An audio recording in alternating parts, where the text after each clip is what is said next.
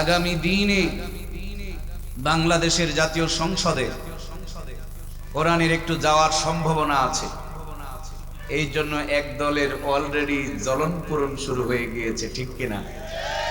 গত কয়েকদিন আগে তাজা একটা বেয়াদব কোরআনুল কারীমকে বলছে এটা নাকি ভাওতাবাজি।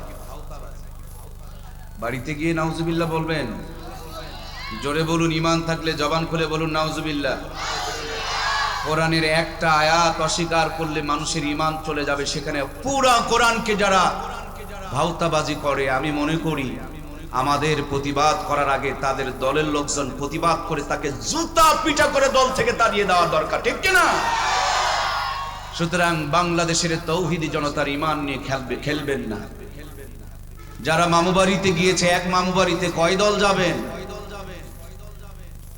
কি গো, মামু বাড়িতে যারা গেছে তারা কোরআনুল কারীমকে মুখে মুখে বলতো তাহাজ্জুদ করি, কোরআন তেলাওয়াত করি, আর ভিতরে ভিতরে কোরআন যারা মানতো, কোরআনের কথা যারা বলতো, তার ধর্ষণের মামলা দিয়ে তাদেরকে খুন করে ফেলেছিল, ঠিক কিনা? আল্লাহ তাআলা আমাদেরকে কোরআন প্রেমী বানিয়ে দেখ, আমরা পড়ি আমিন। প্রিয় বন্ধুরা, আমার পূর্বে একজন আলোচক, আমার পরে একজন আলোচক আছে, এবং আমার পূর্বে আমার আত্মার, আমার মহব্বতের, আমার অত্যন্ত ভালোবাসার, আমার একটা প্রেরণা এবং সম্মান শ্রদ্ধার জায়গা আপনাদের প্রিয় অভিভাবক আনোয়ারুল ভাই। আগামী দিনে আমরা যেন আমাদের লিডার হিসাবে, নেতা হিসাবে গম চোর আর কম্বল চোরের জায়গাটাকে নিরাপদ রাখার জন্য আমরা যেন সংসদে পাঠাইতে পারি। আল্লাহ তাআলা কবুল করুন, বলুন আমিন। শোনেন আমার প্রিয় ভাইয়েরা, 24-এ দেশ স্বাধীন করেছেন, মহা আনন্দে আছেন, আমি তো টেনশনে আছি। এ স্বাধীনতা টিকবে কয়দিন? এটা থাকবে কয়দিন? এর লাস্টিং কয়দিন? এর পাওয়ার কয়দিন? কোন আশা নিয়ে স্বাধীন করলেন আর কতটুকু সফল হলেন? যোগ বিয়োগ মিলায় দেখেন, ওরা আলেমদের হাতের মধ্যে হাত করা থাকতে থাকতে দাগ পড়ে যেত, আর ওই খুনিগুলো মনে হয় শ্বশুর বাড়ির থেকে বের হইতেছে। কথা বলুন, ঠিক কিনা? আমার প্রিয় ভাইয়েরা, আমি বড় টেনশনে, কারণ এর পূর্বেও বহু স্বাধীন হয়েছিলাম। এরশাদ চাচার স্বৈরাচারী, পাকিস্তানের হানাদারি আর ব্রিটিশের 200 বছরের গোলামি, স্বাধীন হই, স্বাধীনতা হারিয়ে যায়। কারণ একটাই, এক চোর ক্ষমতার থেকে চলে যায়, বড় চোর ক্ষমতায় বসে যেই পরিমাণ অন্ধকারে ছিলাম তার চাইতে বড় অন্ধকার আমাদেরকে ডুবায় দেয়। কথা বলুন, ঠিক কিনা? আগামী দিনে এদেশকে যদি আমরা স্বাধীনতার ধরে রাখতে চাই, শহীদদের রক্তের সাথে বেঈমানি করতে না চাই, সোনার বাংলাকে সোনা দিয়ে রূপান্তরিত করতে চাই, রাষ্ট্রপতির চেয়ার থেকে নিয়ে মেম্বারের চেয়ার পর্যন্ত কোরআন সুন্নাহর আদর্শের মানুষকে সেটআপ দিতে হবে, নইলে কিন্তু এই স্বাধীনতা টিকবে না। কথা বলুন, ঠিক কিনা? বিশ্বাস না হয় নিয়ে আসুন কাগজ, বুকের তাজা রক্ত দিয়ে লিখে দিয়ে যাব, যেই পরিমাণ জুলুম এবং অন্ধকারে ছিলেন তার চাইতে বড় জুলুম অন্ধকার সামনে অপেক্ষা করছে, ঠিক কিনা? সুতরাং প্রিয় ভাইয়েরা, আগামী দিন এদেশ কোরআন দিয়ে চালাতে হবে, তাহলেই এদেশের সমস্ত জুলুম অন্ধকার বিদায় নিয়ে আলোকিত হয়ে সোনার বাংলাতে সোনার ফসল ফলবে। আল্লাহ তাআলা আমাদেরকে কোরআনের সৈনিক হিসেবে কবুল করুক, আমরা পড়ি আমিন। প্রিয় বন্ধুরা আমার, কোরআনুল কারীম নিয়ে আমরা আজকে আলোচনা করব ইনশাআল্লাহ। কোরআন কিতাবুল্লাহ, কালামুল্লাহ, এটা এমন একটা ম্যাগনেট, এমন একটা চুম্বক, এমন একটা পরশ পাথর। চাচা, ও চাচা,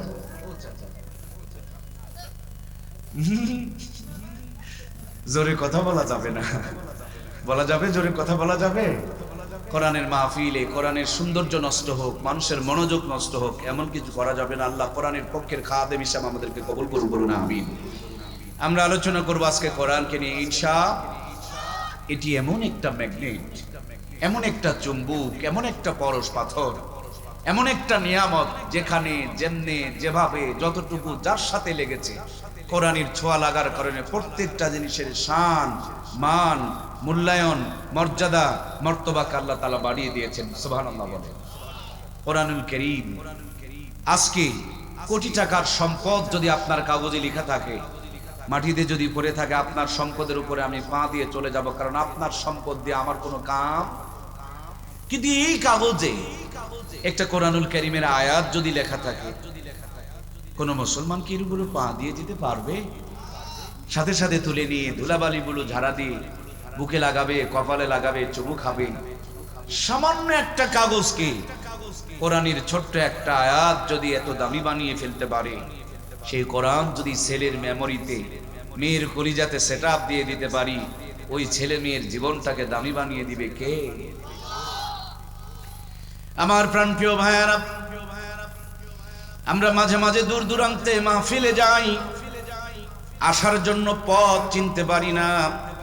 রাতের বেলা রাস্তা পথে মানুষজনকে দেখা যায় না, তখন আমরা মোবাইলে লোকেশন বের করি। লোকেশন মনে করেন দিনাজপুর থেকে ফুলবাড়িতে আসতে চাই, এই ফুলবাড়িতে আসা পর্যন্ত 40 কিলোমিটার রাস্তা, কম করে হলো 10 থেকে 15টা রাস্তার মোড় আছে। এই রাস্তার মোড়গুলোতে যদি কোথাও রাস্তা ভুল করে ফেলে দেই, তাইলে আমি কিন্তু দিনাজপুর আসতে পারবো না। লোকেশন বের করলে দিনাজপুর কত কিলোমিটার দূরে, সামনে 3টা যদি রাস্তা থাকে, দেখবেন যেটা সোজা রাস্তা সেটা সবুজ হয়ে যাবে, বাকিগুলো আর সবুজ হবে না। আপনারা আমার দিনাজপুর দেখার জন্য মানুষ যদি মোবাইলে লোকেশন আবিষ্কার করতে পারে, আমার আল্লাহ তাআলা আমাদেরকে তৈরি করে জান্নাতে রেখেছিলেন আদম আলাইহিস সালামের পৃষ্ঠদেশে, সেখান থেকে ধারাবাহিকভাবে আমরা দুনিয়াতে আগমন করেছি। এই দুনিয়াদারি শেষ করে আবার জান্নাতে যেতে হবে। জান্নাতে যাওয়ার রাস্তা যেন ভুল না হয়, এই জন্য কোরআনুল কারীম নামক লোকেশন খানা দান করেছেন তিনি কে?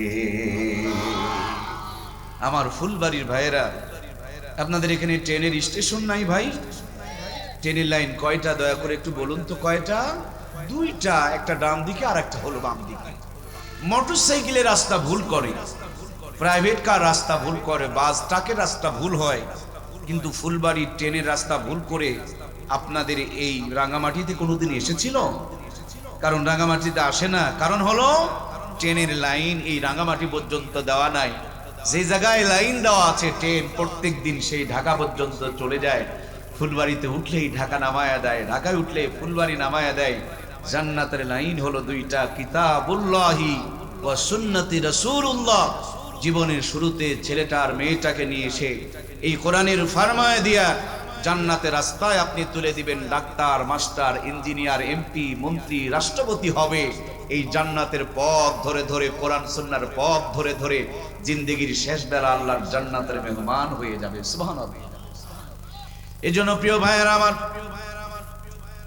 না কিছু লাগবে না, আমাকে নিয়ে পেরেশান করা হবে না, আমি নিজে নিজে 100 এই যে আমার কাছে ফ্লাক্স আছে, চা চাইবো, দিতে 2 মিনিট দেরি হবে, আমার যখন দরকার আমি ঢেলে খেয়ে নিতে পারবো। কষ্ট হচ্ছে কি আপনাদের? আমাদের রাত জাগা তো সিজনের শেষের দিকে, ঠান্ডা গরম এক এক জায়গার এক এক আবহাওয়া, এটা শখ করে খাচ্ছি না প্রিয় ভাইরা, গলাটাকে একটু কন্ট্রোলে নিয়ে আসার জন্য খাইতেছি, আপনারা মাইন্ডে নিয়েন না। তাহলে আমরা আলোচনা করছিলাম যে এই ট্রেনের লাইন যদি আপনাকে গন্তব্যে পৌঁছে দেয়, কোরআনুল কালামের লাইন আপনাকে জান্নাত পর্যন্ত পৌঁছিয়ে দিবে। সুতরাং ট্রেনে চড়ার জন্য ফুলবাড়ির একটা স্টেশন আছে না নাই? জান্নাতে যাওয়ার জন্য, এই এলাকার মানুষের জান্নাতে যাওয়ার জন্য এই মাদ্রাসাটা হলো একটা স্টেশন। সুবহানাল্লাহ। প্রাণপ্রিয় ভাইয়েরা আমার, আল্লাহ তাআলা এই জগৎবাসীর জন্য, উম্মতে মুহাম্মাদের জন্য 2টা বড় নিয়ামত দান করেছেন। 1 নম্বর নিয়ামত দিয়েছিলেন মুহাম্মদুর রাসূলুল্লাহ সাল্লাল্লাহু আলাইহি ওয়াসাল্লাম, যে নবীর উম্মত হওয়ার কারণে আমরা দুনিয়াতে এসেছি। সবার পরে কিন্তু জান্নাতে যাব সবার আগে। জোরে বলি সুবহানাল্লাহ। দুনিয়াতে বাঁচবো কম, আমাদের চাইতে এই দুনিয়ার বুকে কোন নবীর উম্মত কম বাঁচবে না, কিন্তু যোগ বিয়োগ হিসাব করে দেখুন, আমাদের চাইতে কোন নবীর উম্মত এত বেশি সওয়াব কামাই করার সুযোগও পাবে না। আমরা বাঁচবো কম, সওয়াব কামাই করব বেশি। জান্নাতে, দুনিয়াতে এসেছি পরে, জান্নাতে যাব সবার আগে। পরিচয় হলো মুহাম্মদুর রাসূলুল্লাহ সাল্লাল্লাহু আলাইহি ওয়াসাল্লামের উম্মত। আর দ্বিতীয় আরেকটা নিয়ামত দান করেছেন আমার আল্লাহ, সেটি হলো কিতাবুল্লাহ, কালামুল্লাহ। আল্লাহ যুগে যুগে নবী রাসূল পাঠিয়েছেন, নবী রাসূলগণ বিদায় নিয়ে চলে গিয়েছেন, তাদের সঙ্গে তাদের মুজিজাগুলো বিদায় নিয়ে চলে গিয়েছে। আমার আপনার নবীকে আল্লাহ 4500 মুজিজা দান করেছেন। প্রত্যেকটা মুজিজা বিলুপ্ত হয়ে গেলেও কোরআনুল কারীমের মুজিজাটুকু এখনো পর্যন্ত আছে না নাই? আল্লাহ তাআলা দাউদ আলাইহিস সালামকে মুজিজা দিয়েছিলেন, সুন্দর কণ্ঠের অধিকারী বানিয়েছিলেন। তিনি যখন তেলাওয়াত করতেন, গাছের পাতাগুলো ঝরে ঝরে পড়তো। খোলা আকাশের নিচে তেলাওয়াত করলে আকাশের উড়ন্ত পাখিগুলো জ্ঞান হারায়া জমিনে পড়ে যেত। সাগরের কিনারে যদি তেলাওয়াত করতেন, সাগরের মাছগুলো ভেসে উঠত। আল্লাহর পয়গম্বর দাউদ আলাইহিস সালামকে আল্লাহ তাআলা আরো মুজিজা দিয়েছিলেন, তিনি যদি লোহার মধ্যে হাত দিতেন, লোহাতে তাপ দেওয়া লাগতো না, লোহাতে হাত লাগালে লোহা অটোমেটিকলি গলে মম হয়ে যেত। আল্লাহর পয়গম্বর হযরতে দাউদ আলাইহিস সালাম বিদায় নিয়ে গেলেন, তার মুজিজাগুলো তার সাথে বিদায় হয়ে চলে গেল। দাউদ আলাইহিস সালামের সন্তান হযরতে সুলাইমান আলাইহিস সালাম, আল্লাহ তাআলা একসাথে নবুয়ত দান করেছিলেন এবং বাদশাহী দান করেছিলেন, সমস্ত মাখলুকাতের ভাষা বোঝার ক্ষমতা দান করেছিলেন। আল্লাহ তাআলা তাকে একটা মুজিজার আংটিও দান করেছিলেন। সাথে সাথে আমার আল্লাহ তাবারক তাআলা তাকে আল্লাহ রাব্বুল আলামিন একটা সিংহাসন দান করেছিলেন। ড্রাইভার নাই, পেট্রোল খরচ লাগে না, ইঞ্জিন লাগে না, বিশাল সিংহাসনে চড়ে বিসমিল্লাহ বললে, মনে মনে নিয়ত করলে পৃথিবীর এক প্রান্ত থেকে আর এক প্রান্তরে আল্লাহ তারে পৌঁছায়া দিতে। ভাইয়েরা আমার, সুলাইমান আলাইহিস সালাম বিদায় নিয়ে চলে গিয়েছে। তার মুজিজার সিংহাসনটা কি আমাদের ফুলবাড়িবাসীদেরকে দিয়ে গেছে, মানে নবীও বিদায় নিয়ে চলে গিয়েছে, তার মুজিজাও বিদায় নিয়ে চলে গিয়েছে। হযরতে সুলাইমান আলাইহিস সালামের পরে হযরতে মুসা কালিমুল্লাহ নামক একজন পয়গম্বর এসেছিলেন। আল্লাহ তাআলা তাকে একটা মুজিজার লাঠি দান করেছিলেন। জমিনে ছেড়ে দেওয়া মাত্র বিশাল বড় অজগর সাপ হয়ে যেত, আবার ধরলে লাঠি হয়ে যেত, দরিয়াতে আঘাত করলে 12টা রাস্তা পয়দা হয়ে যেত, আবার হাতের মধ্যে নিলে এটা দিয়া সব কাজগুলো তিনি সম্পাদন করতে পারত। আল্লাহর পয়গম্বর মুসা কালিমুল্লাহ বিদায় নিয়ে চলে গেলেন, তার মুজিজাও বিদায় নিয়ে চলে গেল। আমাদের হাতে লাঠি আছে, ছেড়ে দিলে সাপ হয় না, সাগরে আঘাত করলে আর রাস্তা পয়দা হয় না। তার মানে আল্লাহর পয়গম্বর বিদায়, তার মুজিজাও বিদায়। আমার ভাইরা, আমাদের নবীর পূর্বে হযরত ঈসা রূহুল্লাহ নামক আল্লাহ তাআলার জলিল কদর একজন পয়গম্বর ছিলেন। আল্লাহর পয়গম্বর হযরত ঈসা রূহুল্লাহ এই দুনিয়াতে আসার পর আল্লাহ তাআলা তার অনেকগুলো মুজিজা দান করেছিলেন। তিনি যদি অন্ধ লোকের চোখের উপরে হাত বোলায়া দিতেন, অন্ধ চক্ষুষ্মান হয়ে যেত। টাকওয়ালা মাথার মধ্যে যদি হাত বোলায়া দিতেন, চুল গজায়া যেত। কুষ্ঠকাঠিন্য রোগীর উপরে যদি হাত বোলায়া দিতেন, সাদাগুলো সঙ্গে সঙ্গে ভালো হয়ে যেত। মৃত মানুষের কবরের কিনারে আঙ্গুল দিয়ে ইশারা করে যদি বলতেন কুম্বি ইজিনিল্লাহ, মুহূর্তের মধ্যে মুর্দা মানুষটা কবর থেকে জিন্দা হয়ে দাঁড়িয়ে যেত। সুবহানাল্লাহ হয়নি? জোরে বলুন সুবহানাল্লাহ। আল্লাহর পয়গম্বর হযরত ঈসা রূহুল্লাহ বিদায় নিয়ে চলে গেল, তার মুজিজা বিদায় নিয়ে চলে গেল। নবীও বিদায়, নবীর মুজিজা বিদায়। আপনার আমার নবী বিদায় নিয়ে চলে গেল, নবীজির বড় মুজিজা কোরআনুল কারীম আছে না নাই? আজও এই কোরআনুল কারীমকে মনে প্রাণে বিশ্বাস করে পানির মধ্যে ফু দিবেন, পানির মধ্যে আল্লাহ তাআলা আগুন ধরায়া দিবেন। সুবহানাল্লাহ বলেন। প্রিয় ভাইয়েরা আমার, এটি এমন একটি কিতাব, আরশ আজিমে ছিল, তার মর্যাদা বেড়েছে। ফেরেশতা নিয়ে এসেছেন, ফেরেশতার সর্দার হয়ে গিয়েছে। পাথরের পাহাড়ে নাজিল হয়েছে, পাথরের পাহাড়টাকে আল্লাহ তাআলা আলোর পাহাড় জাবালে নূর বানিয়ে দিয়েছে।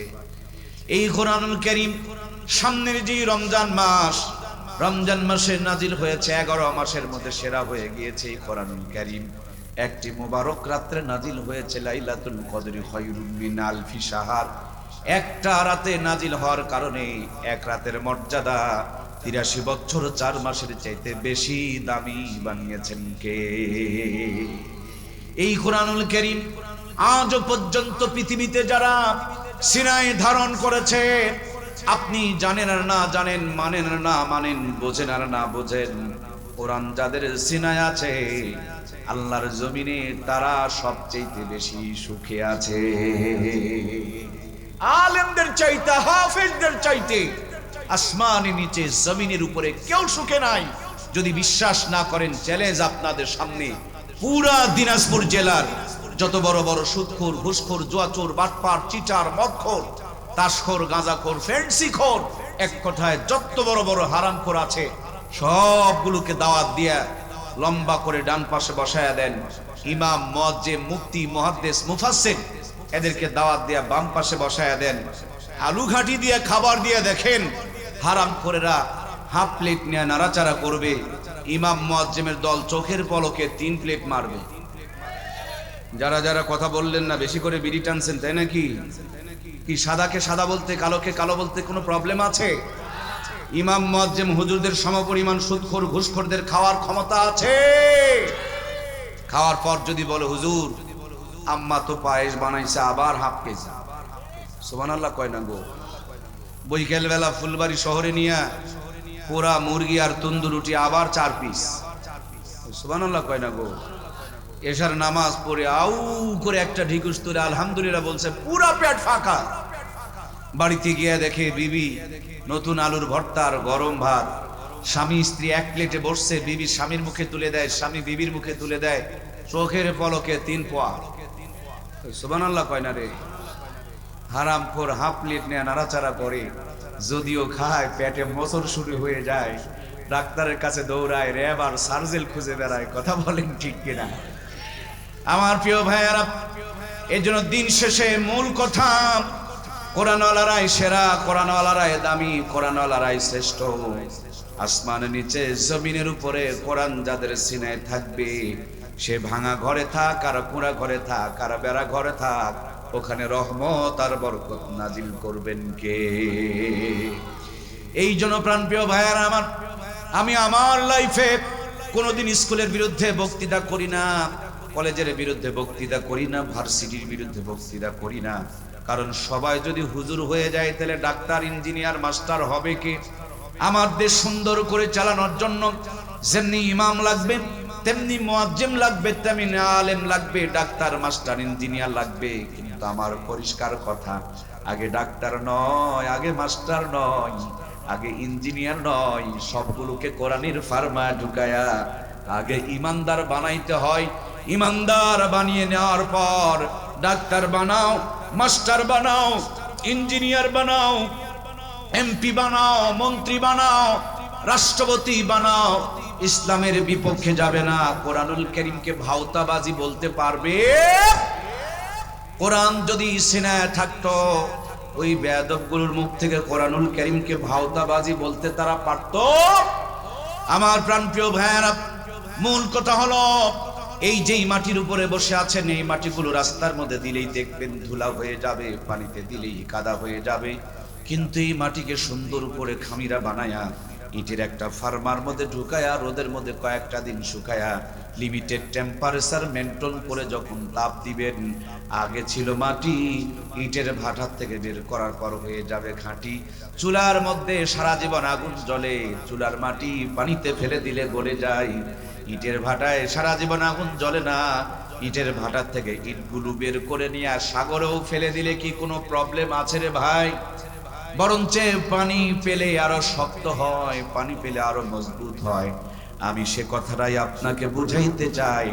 আগে ডাক্তার, মাস্টার, ইঞ্জিনিয়ার নয়, আগে কোরআনের ফার্মায় ঢুকায়া ইমানদার বানাইতে হয়। এই ছোট্ট কথাটা কে কে বুঝতে পেরেছে? আল্লাহর কাছে 2 কানা হাত তুলে দেখায়। লিল্লাহে তাকবীর।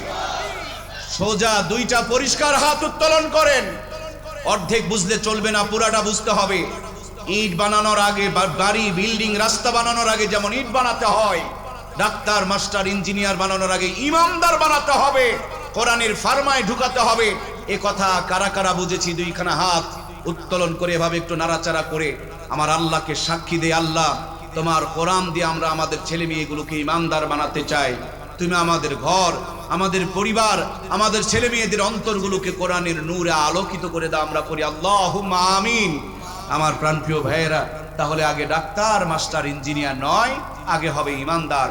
যদি ইঞ্জিনিয়ার বানায়া ফেলি, ডাক্তার বানিয়ে ফেলি, আর মাস্টার বানিয়ে ফেলি, আর ভিতরে যদি কোরআন না থাকে, বানাবেন ডাক্তার, হয়ে যাবে বাটপার। ডাক্তার আর বাটপারে পার্থক্য আছে না নাই? মাঝে মাঝে পরীক্ষা করার জন্য আগামীকাল চলে যাবেন।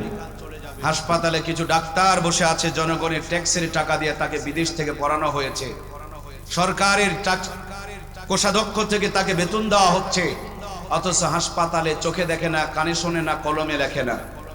ওই ডাক্তার যদি বৈকাল বেলা প্রাইভেট ক্লিনিকে বসে, 500 টাকা ভিজিট পেলে আব্বা আব্বা বলে ডাকে। কথা বলেন ঠিক কিনা? বন্ধুরা আমার, চোখ যদি আপনার হলুদ হয়ে যায়, বুঝবেন জন্ডিস হয়েছে। নাক দিয়ে ঝরঝর করে পানি বললে বুঝবেন সর্দি হয়েছে, শরীরের টেম্পারেচার বেড়ে গেলে বুঝবেন জ্বর হয়েছে। উনি 18-20 বছর 25-30 বছর লেখাপড়া করার পর রোগই ধরতে পারে না। রোগ ধরার জন্য পরীক্ষা লাগবে, একটা পরীক্ষা দেয় 3টা 5টা 7টা, আছে না নাই? ওখান থেকে মামু কামাই করে, পার্সেন্টেজ খায়। বলুন তো এগুলো ডাক্তার না বাড়পা? চিনতে পেরেছে একটা গ্যাসের বড়ি, একটা জ্বরের বড়ি, আর একটা সর্দির বড়ি দিলেই ভালো হয়ে যাবে। ঔষধ 15টা 18টা লেখে, আবার প্রেসক্রিপশন থেকে ঔষধ কোম্পানির লোকজন ছবি তুলে রাখে। তার মানে ডাক্তারকে কিনে রাখছিলাম, আমার কিনা গোলাম আমার প্রেসক্রিপশন লেখলো কিনা তার জন্য তারা ছবি তুলে পরীক্ষা করে। কথা বলুন ঠিক কিনা? আমরা বানিয়েছিলাম ডাক্তার, কিন্তু সিনার মধ্যে কোরআন না থাকার কারণে ডাক্তারও হয়ে যায় বাটপার। কথা বলুন ঠিক কিনা? আমরা ডাক্তার চাই, বাটপারের বাংলাদেশে দরকার। সুতরাং ডাক্তারগুলোকেও যদি ইমানদার বানিয়ে নিতে পারতাম, ডাক্তার এভাবে বাটপারি করে অসুস্থ রোগীটার উপরে জুলুম করতো না। কথা বলুন ঠিক কিনা? প্রাণপ্রিয় ভাইয়েরা আমার, আমার দেশে বহুত স্যার আছেন, মাস্টার, সরকারি প্রতিষ্ঠানগুলোতে বাচ্চাগুলোকে পড়ায়, স্কুলে পড়ে পাস করে না।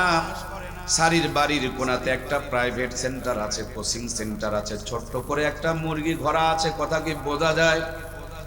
আধা ঘন্টা যদি লেখাপড়া করে, এখানে পড়লে পাস করে, অত বড় বিল্ডিং এ পড়ে পাস করে না। তার মানে স্যারের মাথায় মাল আছে, সরকার পরীক্ষা করে তাকে চাকরি দিয়েছে। স্যার আমার কোচিং বাণিজ্যের জন্য আসল মাল সাপ্লাই করে, স্কুল কলেজে গিয়া অরিজিনাল মালগুলো সাপ্লাই করে না। বুকে হাত দেয়া ইমান নিয়ে বলুন তো দেখি, এগুলো স্যার না বাটপার? আমার দেশে স্যার চাই, বাটপারের দরকার নাই। এই জন্য স্যার যাদেরকে বানাবো তাদেরকে যদি ইমানদার বানায় নিয়া স্যার বানাইতে পারতাম, সোনার বাংলায় মাস্টারগুলো স্যারগুলো জাতির যারা বিবেক, জাতিকে যারা শিক্ষিত বানাবে, তারা শিক্ষা নিয়েও ধোঁকাবাজি করতে পারতো না। কথা বলুন ঠিক কিনা? আমার দেশে বহু ইঞ্জিনিয়ার পাওয়া যায়, রডগুলো বিক্রি করে দেয়া রডের পরিবর্তে বাঁশ ঢোকায়। কেউ ফুলবাড়ির ভাইয়েরা, কথা কি বোঝা যায়? বাঁশ দেনেওয়ালা ইঞ্জিনিয়ার বাংলাদেশে তো নাই। এই যে আপনাদের ফুলবাড়ি টু দিনাজপুর হাইরে রাস্তা, এত সুন্দর রাস্তা, বগুড়ার দিকে গিয়ে দেখবেন আগে ড্রেন ছিল রাস্তার বাহিরে, এখন ড্রেন আসতে রাস্তার মাঝখানে। উন্নয়নের অত্যাচারে ড্রেন এখন রাস্তার মাঝখানে। তার মানে আমার প্রিয় ভাইয়েরা, বালুগুলো বিক্রি করে ফেলে দিয়েছে। যেই জায়গাতে খোয়া দেওয়ার কথা সেই জায়গাতে তারা নরমাল মাটি দিয়া ভরাট করেছে। আর যদি আমার দেশের ইঞ্জিনিয়ার গুলোকে ইঞ্জিনিয়ার বানানোর আগে ইমানদার বানানো যেত, ইমানদার গুলোকে যদি ইঞ্জিনিয়ার বানাতে হতো, ইমানদার ইঞ্জিনিয়ার রড বিক্রি করে দিয়া বাঁশ ঢুকাইতো না, সোনার বাংলার এভাবে সর্বনাশ হইতো না। কথা বলুন ঠিক কিনা? আমার দেশের দুর্নীতি বন্ধ করার জন্য দুর্নীতি দমন কমিশন তৈরি করা হয়েছে। খেয়াল করে দেখবেন প্রিয় ভাইয়েরা, বাংলাদেশে সবচেয়ে বেশি যারা দুর্নীতি করেছে এরা হলো দুর্নীতি দমন কমিশন। এরা টাকা খেয়েছে আর নিজের লোকজনগুলোকে দুর্নীতি করার জন্য সুযোগ করে দিয়েছে। দেশের টাকাগুলো বিদেশে পাচার করার সুযোগ করে দিয়েছে। আর যারা টাকা পয়সা দেয় নাই তাদের উপরে জুলুম অত্যাচার নির্যাতন করেছে। দুর্নীতি দমন কমিশন দিয়া কাজ হয় নাই। কিন্তু সবার কলিজায় যদি কোরআনুল কারীমটা ঢুকিয়ে দেওয়া যেত, সোনার বাংলায় দুর্নীতি খুঁজেই পাওয়া যেত না। কথা বলুন ঠিক কিনা? এই জন্য প্রাণপ্রিয় ভাইয়েরা আমার, আজকের আলোচনা থেকে মূল মেসেজ আমি আপনাদেরকে দিতে চাই। আমার দরদের ভাইয়েরা, আপনারা যদি বলেন মুর্শেদুল আলম মুর্তজা ভাই এদের সুন্দর সুন্দর কথাগুলো বলছেন, এ কথাগুলো কোথা থেকে শিখেছেন, কোথা থেকে পেয়েছেন? আমি বলবো আমার প্রাণপ্রিয় ওস্তাদ আহমদ শফি সাহেব হযরতের কাছে হাটাজারিতে গিয়া অর্জন করেছি। আমার হযরতকে যদি বলেন আপনি কোথায় পড়েছেন, তিনি বলবেন দেওবন্দে পেয়েছি। দেওবন্দওয়ালাকে যদি বলেন আপনারা কোথায় পেয়েছেন, তিনারা বলবেন মদিনা বিশ্ববিদ্যালয়ে পেয়েছি। তাদেরকে যদি বলেন কই পেলেন, তারা বলবেন সাহাবায়ে কেরাম রাদিয়াল্লাহু তাআলা আনহুর কাছে পেয়েছি। তাদেরকে যদি বলেন আপনারা কোথায় পেলেন, তিনারা বলবেন মুহাম্মদুর রাসূলুল্লাহ সাল্লাল্লাহু আলাইহি ওয়াসাল্লামের কাছে পেয়েছি। আমার নবীকে যদি বলেন নবী গো এই কোরআনুল কারীমটা আপনি কোথা থেকে পেলেন, আল্লাহর হাবিব বলেন দুনিয়াতে এসে 40 বছর পর্যন্ত দুনিয়ার মানুষের শান্তি মুক্তি কল্যাণের জন্য নানান প্ল্যান পরিকল্পনার পদক্ষেপ গ্রহণ করলাম। মক্কার জমিনে যখন পূর্ণ শান্তি প্রতিষ্ঠিত করতে পারলাম না, জাবালে নূরে হীরা গুহার ভিতরে বসে বসে ধ্যান করছিলাম, গবেষণা করছিলাম আর রিসার্চ করছিলাম। আমি ছিলাম মুহাম্মাদুর রাসূলুল্লাহ। সকলে একটু জবান খুলে বলুন না সাল্লাল্লাহু আলাইহি ওয়াসাল্লাম। আর আমার আল্লাহ তাআলা আমার কাছে দান করলেন কিতাবুল্লাহ, মুহাম্মাদুর রাসূলুল্লাহর কিতাবুল্লাহ। পাথরের পাহাড়ে যখন লেগে গেল, নেগেটিভ আর পজিটিভের আলোটা লাগা, দুইটা লাইন লাগার কারণে বাল্বটা যেমন আলোকিত হয়ে গেছে, যেই পাহাড়ে কিতাবুল্লাহ আর মুহাম্মাদুর রাসূলুল্লাহর সংযোগ লেগেছে, ওই কালো পাথরের পাহাড়টাকে আল্লাহ তাআলা আলোর পাহাড় জাবালে নূর বানিয়ে দিয়েছে। আমার প্রাণপ্রিয় ভাইয়েরা, পবিত্র কোরআনুল কারীমের মধ্যে আমার আল্লাহ তাআলা কি সুন্দর করে বলেন, রব্বানা আতিনা ফিদ দুনিয়া হাসানাতাও ওয়া ফিল আখিরাতি হাসানাতাও ওয়া কিনা আযাবান নার। আল্লাহু আকবার। আল্লাহ বলেন, ও আমার গোলামেরা, আমার কাছে যখন চাইবা, দুইটাই চাইবা, একটা চাইলে হবে না। হে আমার রব, আমাকে দুনিয়া এবং আখিরাতের উত্তমটা দান করো এবং জাহান্নামের আযাব থেকে মুক্তি দাও। খালি বলা যাবে না আল্লাহ খালি দুনিয়া দাও, এটাও বলা যাবে না খালি আখিরাত দাও, কারণ আল্লাহ চাইতে বলেছেন কয়টা? জবান খুলে একটু আমার সাথে আওয়াজ দেন, আল্লাহ চাইতে বলেছেন কয়টা? আমার দেশের দার্শনিক একজন আলেম ছিলেন, নাম তার হাফিজি হুজুর। তিনি বটগাছ নিয়ে নির্বাচন করেছিলেন। কওমিওয়ালাদের কাছে খুব জনপ্রিয় একজন ইসলামিক দার্শনিক, ইসলামিক স্কলার, আল্লামা আমার ভাইরা হাফিজ হুজুর। তিনি বলেছেন, ধর্মহীন কর্মশিক্ষা আর কর্মহীন ধর্মশিক্ষা, কথা দুইটা একটু সহজ করে বুঝবেন, অনেক উপকার হবে। আমার কথা বলছি না, আমি হাফিজ হুজুরের কথাটা আপনাদেরকে শোনায়া দিতেছি। তিনি বলেন, ধর্মহীন কর্মশিক্ষা আর কর্মহীন ধর্মশিক্ষা দুটাই হলো জাতির জন্য অভিশাপ। তার মানে আপনার যদি দুইটা ছেলে হয়, একটা ছেলেকে দুনিয়াদার বানালেন, গোসলের ফরজ জানে না, আর এক ছেলেকে এমন ভাবে মাদ্রাসায় পড়ালেন যে ছেলেটা পেটের ভাত বের করতে পারে না, মাঝে মাঝে মানুষের কাছে সহযোগিতা চাইতে হয়। হাফিজ হুজুরের কথা ছিল যে শিক্ষার মধ্যে ধর্ম নাই, খালি কর্ম আছে, মানে এমপি মন্ত্রী ডিসি কিন্তু গোসলের ফরজ। আবার কোন কোন শিক্ষা আছে খালি ইমামতি আর মুয়াজ্জিমি কিন্তু ভালো করে বউ বাচ্চার চাহিদা পূরণ করার মতন কামাই রোজগার করতে পারে।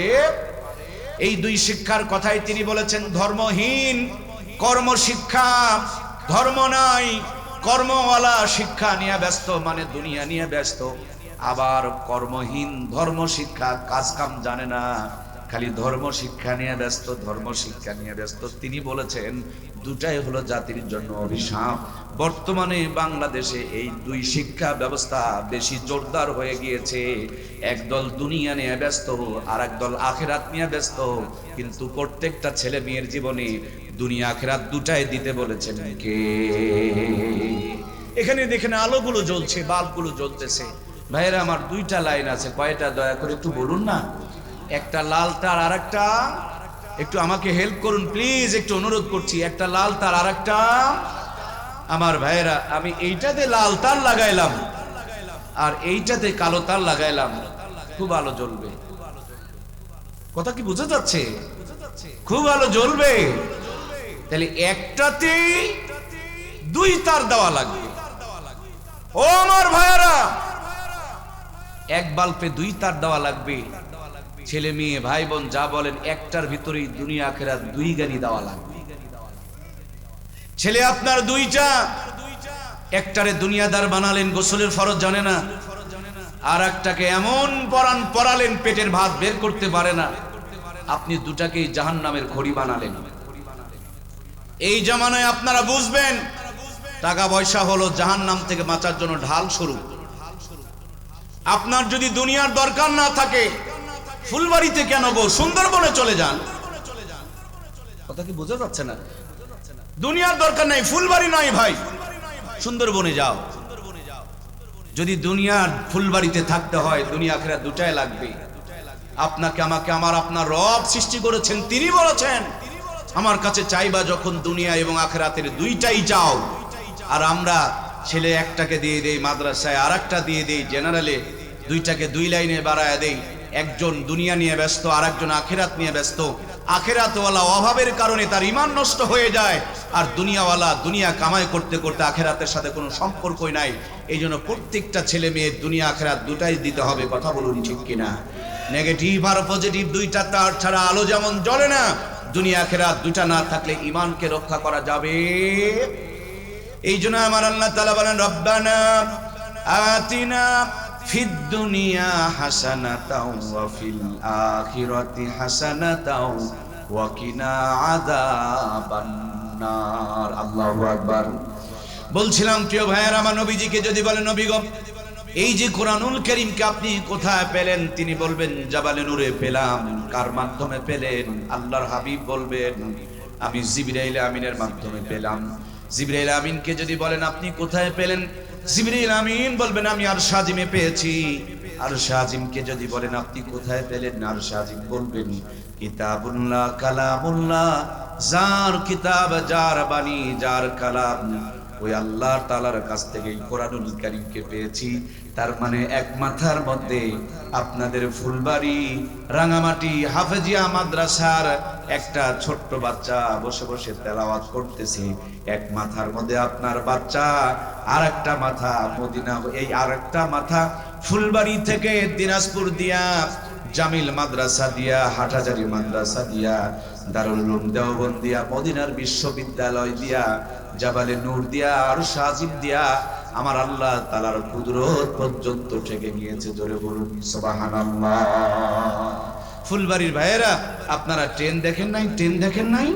ইঞ্জিনটা সামনে, বগিগুলো পিছনে, পিছনের যে কোনো একটা বগিতে চললে ভিতর দিয়ে ইঞ্জিনের কাজ পর্যন্ত যেমন যাওয়া যায়, এই মাদ্রাসা, এই মসজিদ, এই দ্বীনি মারকাজ হলো মদিনা থেকে আসা একটা লাইন। এখানে সম্পৃক্ত হলে এর ভিতর দিয়া আল্লাহর জান্নাত পর্যন্ত যাওয়া যায়, আল্লাহর কুদরত পর্যন্ত পৌঁছা যায়। সুবহানাল্লাহ বলেন। বন্ধুরা আমার, এক্ষুনি আপনি স্টেশনে গিয়ে দেখবেন ট্রেন দাঁড়িয়ে আছে। নীল সাগর যেটা, সবগুলো বগি এক মতন। আবার দ্রুত যান যেটা, সেটারও বগিগুলো এক মতন। এক একটা ট্রেনের যতগুলো স্টাফ আছে প্রত্যেকের পোশাকগুলো এক মতন। সেম কায়দা। এটা হলো জান্নাতের গাড়ি। এই গাড়িটা আপনাকে আমাকে জান্নাত পর্যন্ত নিয়ে চলে যাবে। এই জন্য নবীজি যেমন ছিলেন, সাহাবায়ে কেরাম তেমন ছিলেন, আজকের উলামা হযরত ঠিকই তেমনি রয়েছেন। মাদ্রাসার ছাত্রগুলো, ইমামগুলো, মুয়াজ্জিনগুলো তারা একই মতন। তার মানে নবীজির সুরতের সাথে, নবীজির চলাফেরার সাথে, নবীজির পোশাকের সাথে তাদের পোশাকের মিল রয়েছে। এই গাড়িটা জান্নাতের গাড়ি। এই গাড়ি আপনারে আমারে জান্নাত পর্যন্ত পৌঁছায় দিবে। এক্ষুনি ঢাকা মোড়ে গিয়ে দেখবেন ঢাকাগামী গাড়িগুলো দাঁড়িয়ে আছে। কাউন্টারে যদি টিকিট ফাঁকা থাকে, গেটের মধ্যে দাঁড়ায়া বলবে ঢাকা ঢাকা ঢাকা। আপনি যদি বলেন ওরে বোকা, এ তো ফুলবাড়ি রে ভাই, ঢাকা ঢাকা করো কেন? সে বলবে মোহতারাম 700 টাকায় টিকিট কেটে একটু সিটের মধ্যে বসে পড়েন, আর চাদরটা গায়ে দিয়ে চোখটা বন্ধ করেন। সকাল যখন হবে চোখটা মিললেই দেখবেন আপনি আর ফুলবাড়ি নেই। এই গাড়ি আপনারে ঢাকা পৌঁছিয়ে দিয়েছে। আপনি গাড়িতে উঠে 700 টাকা দেওয়া মাত্র আপনাকে কাগজের মধ্যে লিখে দিবে, সুন্দর করে লিখে দিবে ফুলবাড়ি টু ঢাকা। তার মানে এই গাড়িটা আপনারে ঢাকা পৌঁছিয়ে দেয়। সেম কায়দায় সন্দেহহীন ভাবে আমি আপনাকে বলছি, এটা হলো জান্নাতের গাড়ি। এই জান্নাতের গাড়ির সাথে যদি আপনি সম্পৃক্ত থাকতে পারেন, এই গাড়িটা আপনাকে আমাকে জান্নাত পর্যন্ত পৌঁছায় দিবে। সুবহানাল্লাহ। আমার দুনিয়ার কলিজার টুকরা প্রিয় ভাইয়েরা, এই দুনিয়াতে শিক্ষা দুই প্রকার। এক প্রকার শিক্ষা হলো জান্নাতের লাইনওয়ালা শিক্ষা, আর এক প্রকার শিক্ষা হলো দুনিয়াদারদের শিক্ষা, দুনিয়াওয়ালাদের শিক্ষা। দুনিয়াওয়ালাদের শিক্ষার লাইনের শেষ মাথায় যিনি ডিগ্রি অর্জন করেছেন তিনি হলেন MBBS, FCPS অথবা FRCS। অনেক বড় ডিগ্রি অর্জন করেছেন। ওই বড় ডিগ্রি অর্জনকারীর বড় ক্লাস আগে আবিষ্কার হয় নাই, আগে ছোট ক্লাস আবিষ্কার হয়েছে। ছোট ক্লাসে লেখাপড়া করে গবেষণা করে বড় বানাইছে, তারপরে বড় বানাইছে। নাকি এভাবে বানায় নাই ভাই? তার মানে আমার ভাইরা অত দূর যদি না, যাইতে পারেন। মনে করেন ক্লাস বিএ যিনি আবিষ্কার করেছেন তিনি একজন আইপাস মানুষটা গবেষণা করে ক্লাস বিএ কে আবিষ্কার করেছেন। ক্লাস আই এর যিনি আবিষ্কারক তিনি হলেন মেট্রিক পাস। মেট্রিকের যিনি আবিষ্কারক তিনি হলেন 9 পাস। 9 এর যিনি আবিষ্কারক সৃষ্টিকারক তিনি হলেন 8 পাস। 8 এর যিনি আবিষ্কারক তিনি 7 পাস। 7 এর যিনি আবিষ্কারক তিনি 6 পাস। 6 এর যিনি আবিষ্কারক তিনি 5 পাস। 5 এর যিনি শুরুতে আছেন তিনি হলেন 4। 4 এর যিনি আগে আছেন তিনি হলেন 3। 3 এর যিনি আবিষ্কারক তিনি হলেন 2। 2 এর যিনি আবিষ্কারক তিনি হলেন 1। 1 এর যিনি আবিষ্কারক শিশু শিক্ষা, তাই না? আচ্ছা, তার আগে যিনি আবিষ্কারক প্লে। আচ্ছা, প্লের আগে যিনি আবিষ্কারক নার্সারি। নার্সারির আগে যিনি আবিষ্কারক গোড়া নাই, মাথা নাই, কোনো অস্তিত্ব নাই। এই জন্য শুরুটা দেখবেন আগডুম বাগডুম ঘোড়াডুম সাজে, ঢোল ঢাক ঝাঁঝর বাজে, হাট্টিমা টিম টিম তারা মাঠে পারে ডিম, তাদের খাড়া দুটা শিং তারা হাট্টিমা টিম টিম। শিক্ষিত হয় আর প্যান্টের চেন গুলোকে টান দেয়, ছড়ছড় করে ছেড়ে দেয়। এটা কি শিক্ষিত মানুষের পরিচয়? যে যত শিক্ষিত হয় তারা জানালা দরজা তত বেশি ইজ্জত বের করে দেখায় আর নিজেকে শিক্ষিত দাবি করে। আমার ভাইয়েরা, ইজ্জত দেখালেই যদি শিক্ষিত হওয়া যায়, কুকুর আসল জায়গা বের করে দেখাই, মানুষের চাইতে কুকুরকে বড় শিক্ষিত বলার কোনো উপায় নাই, ঠিক কিনা? তার মানে দুনিয়ার যে শিক্ষার পিছনে আমরা দৌড়াচ্ছি এর গোড়াই হলো 0, আর মাদ্রাসার যেই শিক্ষা এর শেষ মাথায় যদিও ছোট্ট একটা বাচ্চা, আর আসল মাথাটা ঠেকে গিয়েছে আমার আল্লাহ তাআলা পর্যন্ত। সুবহানাল্লাহ বলে। এই জন্য প্রিয় ভাইয়ারা, আমি আমার লাইফে কোনোদিন স্কুলের বিরুদ্ধে বলি না, কারণ স্কুলে তো শুধু দুনিয়াটা পড়াই। মাদ্রাসায় খবর নিয়ে দেখেন দুনিয়াটাও পড়ায়, আখেরাতেরটাও। কি গো, কথা বলছেন না কেন রে ভাই? আপনাদের কি কথা বলতে কোনো কষ্ট হয়? সাদাকে সাদা বলুন, কালোকে কালো বলুন, কিয়ামতের দিন এই জবান আপনার আমার জন্য নাজাতের জরিয়া হবে। সাদাকে সাদা বলতে শিখি, কালোকে কালো বলতে শিখি। আল্লাহ রাব্বুল আলামিন সাদাকে সাদা আর কালোকে কালো বলার তৌফিক দান করুন, বলুন আমিন। দেশ খালি জালেমদের দ্বারা ধ্বংস হয় নাই, দেশ আমাদের দ্বারাও ধ্বংস হয়েছে। আমরা জালেমদের জুলুম দেখে যখন চুপ করে থাকি, জালেমরা তখন জুলুম করার আরো বেশি সাহস পেয়ে যায়। কথা বলুন ঠিক কিনা? জালেমদের জুলুম দেখে যদি আমরা গর্জে উঠতাম, প্রতিবাদ করতাম, বাংলাদেশে কোনো জালেম আর সামনে দিনে তৈরি হতো না। কথা বলুন ঠিক কিনা? এই জন্য প্রিয় ভাইয়েরা, সাদাকে সাদা বলি, কালোকে কালো বলি। বলছিলাম স্কুলে দুনিয়াটা পড়ায়, মাদ্রাসায় দুনিয়াটাও পড়ায়, আখিরাতেরটাও। তাহলে স্কুলে যা পড়ায় মাদ্রাসায় ডবল পড়ায়। স্কুলে দিনে পড়ায়, স্কুলে কি সন্ধ্যাবেলা পড়ায়? যদি পড়ায়, প্রাইভেট সেন্টার কোচিং সেন্টারে পড়ালে বেতন মনে হয় নেয় না? মাদ্রাসায় যারা বাচ্চাগুলোকে ভর্তি করেছেন, বুকে হাত দিয়ে বলেন, আপনার ছেলে তো ক্লাস টাইমে লেখাপড়া করেছে, মাগরিব থেকে নিয়ে রাতের 10টা পর্যন্ত লেখাপড়া করে, এর জন্য অতিরিক্ত 1 টাকাও কি কাউকে দিতে হয়েছে? রাতের 3টা থেকে তাহাজ্জুদের মুহূর্ত থেকে আপনার ছেলেটাকে ডেকে নিয়ে সুন্দর করে বসে বসে আপনার বাচ্চাটাকে লেখাপড়া করাচ্ছে। আমার ভাইয়েরা বলুন, তার জন্য কি কোনো চার্জ দেওয়া লাগে? তাহলে স্কুলে যা পড়ায় মাদ্রাসায় কম করে হলো তার চেয়ে 3 গুণ বেশি পড়ায়, ঠিক কিনা? মাহফিল শেষ হওয়ার পর 2 গেট দিয়ে বের হতে দেওয়া হয়েছে। এই গেট দিয়ে বের হলে 3 প্যাকেট করে তাবারক দেওয়া হবে, আর ওই গেট দিয়ে বের হলে 1 প্যাকেট করে তাবারক দেওয়া হবে। ভাইরা, আপনারা 1 প্যাকেটের লাইনে যেতে পারেন, কিন্তু আমাকে যেহেতু মাহফিল কর্তৃপক্ষ বলছে এই গেট দিয়ে বেরোলেই 3 প্যাকেট দেওয়া হবে, আমি কিন্তু 3 প্যাকেটের লাইনে যাব। আপনারা কি 1 প্যাকেটে না 3 প্যাকেটে? বেশি পেতে কম নিব কেন ভাই? তাবারক নেওয়ার বেলায় 1 প্যাকেটের লাইনে গেলাম না, 3 প্যাকেটের লাইনটা ধরলাম। আর আপনার ছেলেকে স্কুলে শুধু দিনে দেয়, মাদ্রাসায় দিনেও দেয়, রাতেও দেয়, ভোরেও দেয়, দুনিয়ারটাও দেয়, আখিরাতেরটাও দেয়। এরপরও ছেলেটাকে আপনি মাদ্রাসায় কেন দিলেন না? আমি জানি এই কারণে আপনি দিলেন না। মনে মনে ভেবেছেন যে মাদ্রাসায় পড়লে মনে হয় ভাত পাবে। আবার শিওর করে বলছি দরদের ভাইয়েরা আমার, মাদ্রাসায় পড়ায়া দেখেন, ভাত খাওয়া লাগবে না, আল্লাহ তাআলা সারা জীবন বিরিয়ানি খাওয়ার ব্যবস্থা করে দিবে। সুবহানাল্লাহ। ছোট্ট একটা গ্রামেও যদি ইমামতি করে 30 দিন 30 বাড়িতে 30 রকম হাতে আর 30 রকম স্বাদে, একেবারে যদি গরিব মানুষের বাড়িতেও ইমামের খাবারের পালি হয়, এত সুন্দর করে ডিম ভাজি আর আলুর ভর্তা বানাই, আর হুজুরের কোরআন পড়া, সত্য কথা বলার জিব্বার ধারই আলাদা, আলু ভর্তা ডিম ভাজি দিয়াও 3 প্লেট মেরে দেয়। কথা বলুন ঠিক কিনা? আর যদি ফুলবাড়ি এলাকার মানুষ হয়, এদের কোরআনের প্রতি, আলেমদের প্রতি ভিন্ন একটা আকর্ষণ এবং ভালোবাসা মহব্বত হয়েছে।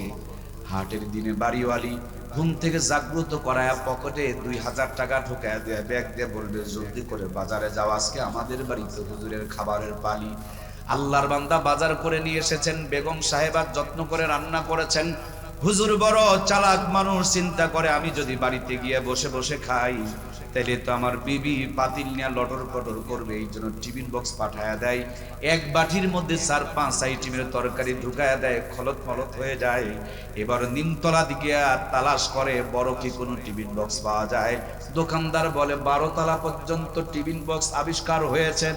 ইমাম বলেন আমার মুসল্লিরা বড় ভালো, মাঝে মাঝে 14 আইটেমও রান্না করে, আমারে 12 তালাই দিতে পারেন। 12 তালার টিফিন বক্স পাঠিয়ে দিয়েছেন। ভাবি 14 আইটেমের তরকারি রান্না করে অপেক্ষায় রয়েছেন। 12 তালা 12 আইটেম দিয়ে ভর্তি, এখনো পর্যন্ত 2 আইটেম বাকি। প্লাস্টিকের বাটিতে করে সাজায়া দেয়।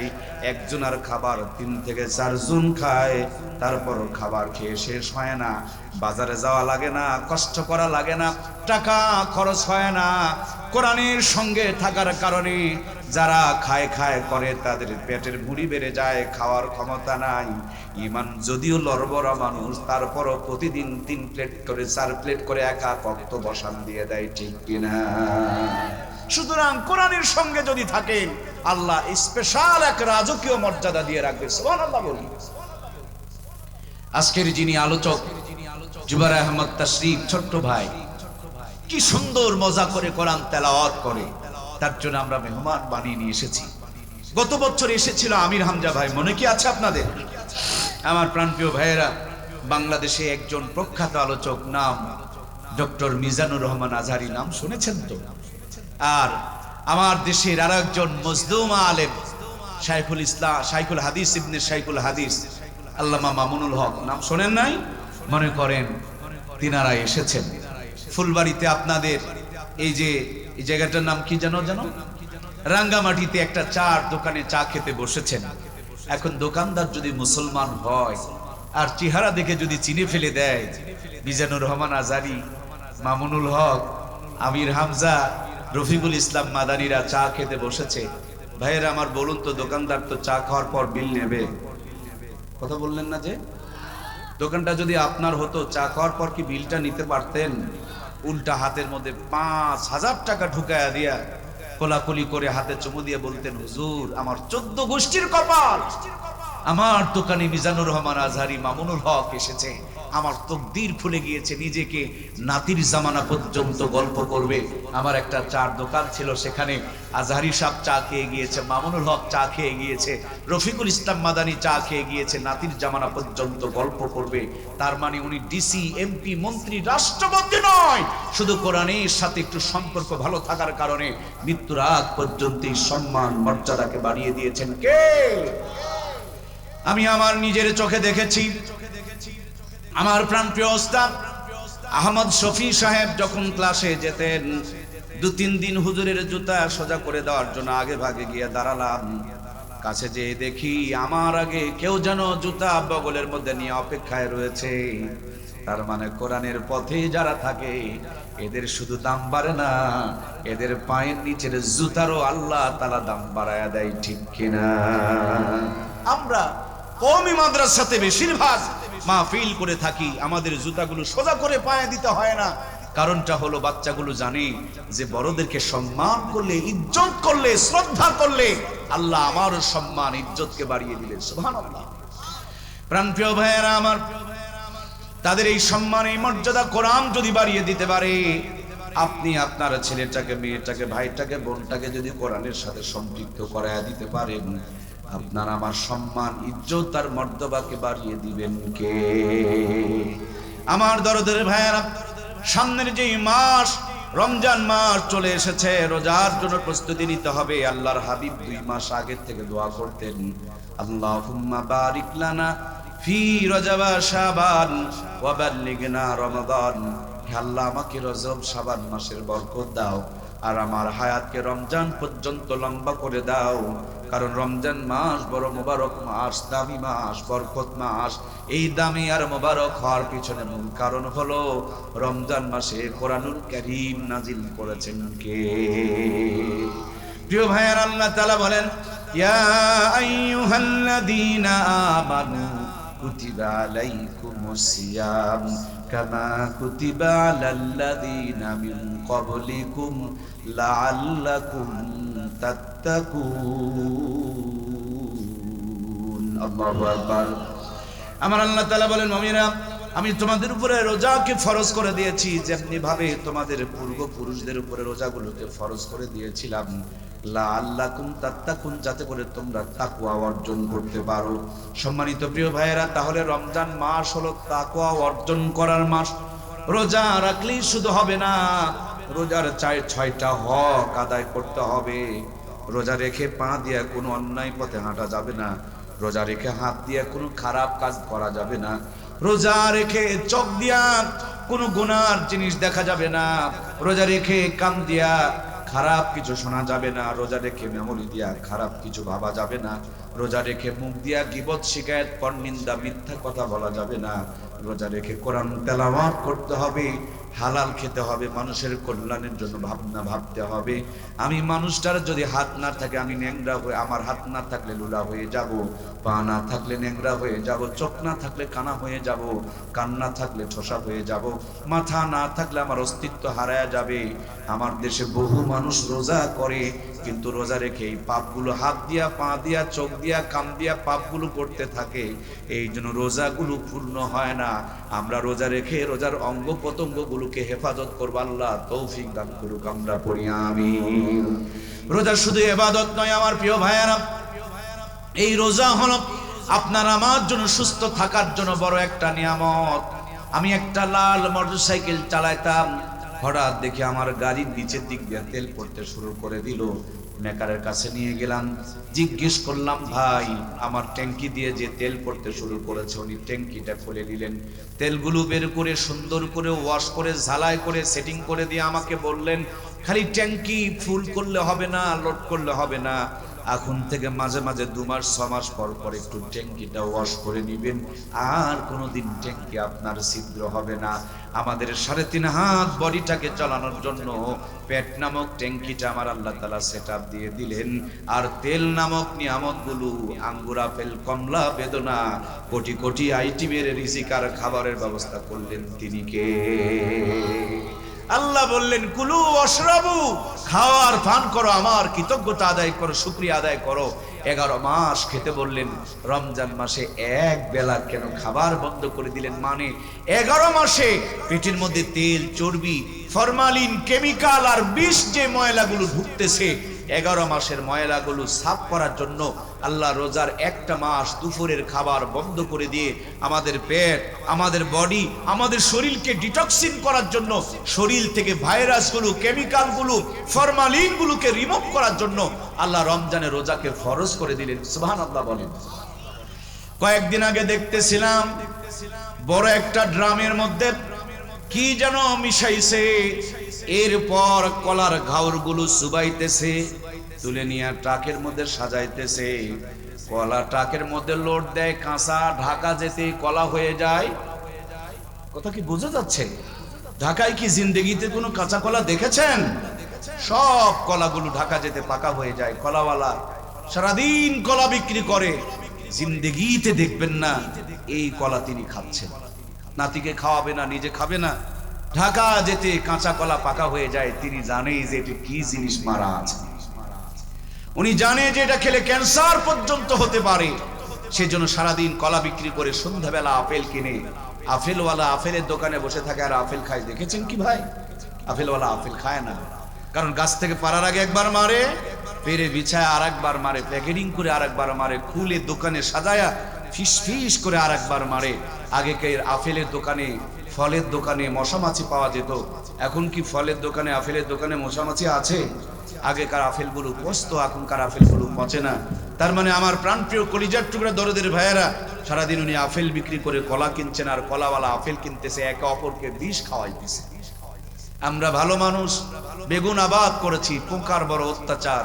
বাজার থেকে গিয়া পাওয়ারফুল বেগুনের বিষ নিয়ে আসলাম, প্যাকেটে লেখা আছে 1 সপ্তাহ আগে খাওয়া যাবে না, চামড়ার উপরে বিষ পড়ে আর ভিতরের পোকা মরে। সেই বিষ স্প্রে করা হয় সন্ধ্যাবেলা, সকালবেলা বেগুন তুলে নিয়ে বাজারে হাজির। আমরা ভদ্রলোক কিনে নিয়ে চলে আসলাম, টকটকা বেগুন দেখে বউকে বললাম, বউ বিবিরে বেগুনটা একটু ভর্তা বানাও।